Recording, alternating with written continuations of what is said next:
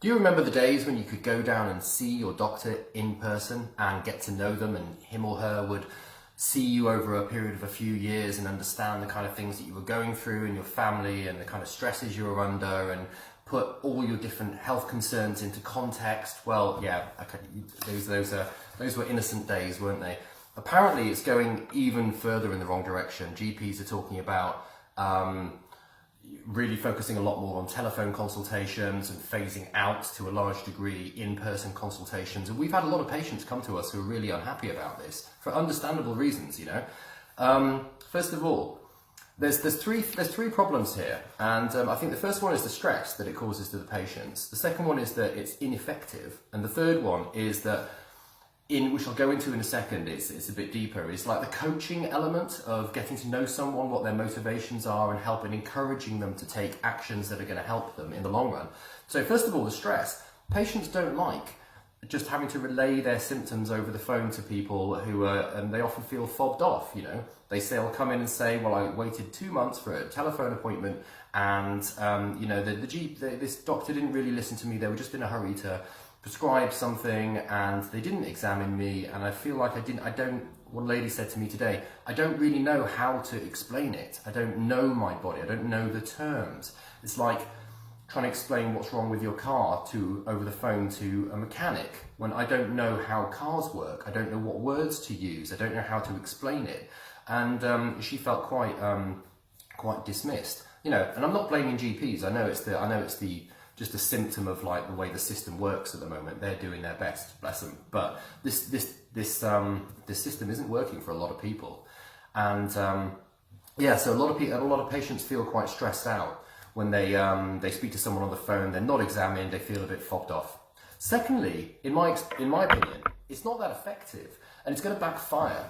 You know, there's no way. Sometimes things are very obvious. You know, you listen to some symptoms and you think, okay, I'm pretty sure I know what that is. We hear this a lot. This is very, very common.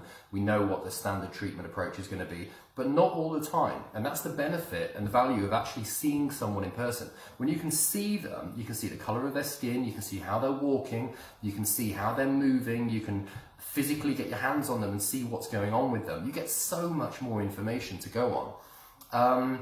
So I think if they're trying to save money and time by doing telephone consultations, it's going to backfire significantly, because then they're going to be providing ineffective treatment to a lot of people because they're basing it on incomplete information. And that's just going to, instead of fixing the problem, that's just going to cause longer term problems that are going to cost the NHS more money in the long run and cost patients their health in the long run. So there you go, stress, not effective.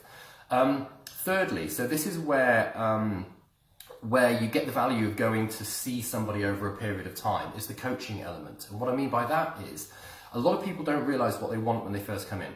So, for example, they might say, oh, my back hurts. Well, what do you want to get from coming here? Oh, I want my back to not hurt.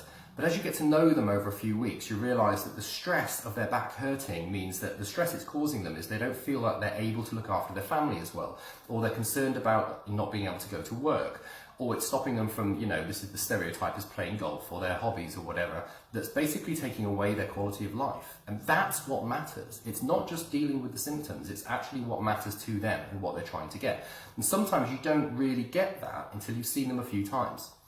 Also, it takes a few sessions, most of the time, it takes a few sessions with people to really gain the trust to be able to suggest to them the kind of things that they need to do in order to make a big difference to their life long term. You know, if you turn around on the first time meeting someone and say, I want you to quit smoking and lose weight and drink loads of water and stop eating McDonald's and eat salads every day and meditate for 10 minutes, and they'll go, yeah, fine. Can I have some pills, or can you crack my back? And you know, I just want to feel better. Understandably. But over a period of time, when you gain that trust and you gain that relationship, you can start to suggest things like, do you know what? I know you sit down all day at work, and I just know it's going to be really good for your back if you can just take 15 minutes, go for a walk around the block. You know, that sounds simple, but to a lot of people, that's quite a big step. You know, they can be quite resistant to things like that. Or drink, you know, 2 glasses of water in a day, and everything going on from there as well. You only get to encourage people and coach people in that way when you get a relationship with them. So again, by not seeing the same GP often ever again, and by being limited to these telephone consultations, doctors are completely missing out on that. So that's where, as alternative healthcare practitioners like chiropractors, for example, osteopaths, we have an advantage at the moment because we get to have that relationship with our patients. We get to actually help to encourage people to take the action steps and make the small changes over time that are going to help them get better long-term results and improve their quality of life for the long run. And it's just something I've been thinking about today because, again, we've had quite a few patients come in and talking to us about this. So I'd like to know what your experiences of this are. Have you had a GP consultation recently over the phone? Was it any good? Did you feel listened to? What treatment did they give you? You know, is it, do you miss out? Do you feel like you're missing out on the one-to-one interaction, or that, you know, the doctor actually getting to know you, or does it not bother you? You know, I want to know about these things. So yeah, I'd love to hear your comments. Please post them there. And if you've got any questions, let us know. I'll see you soon. Take care.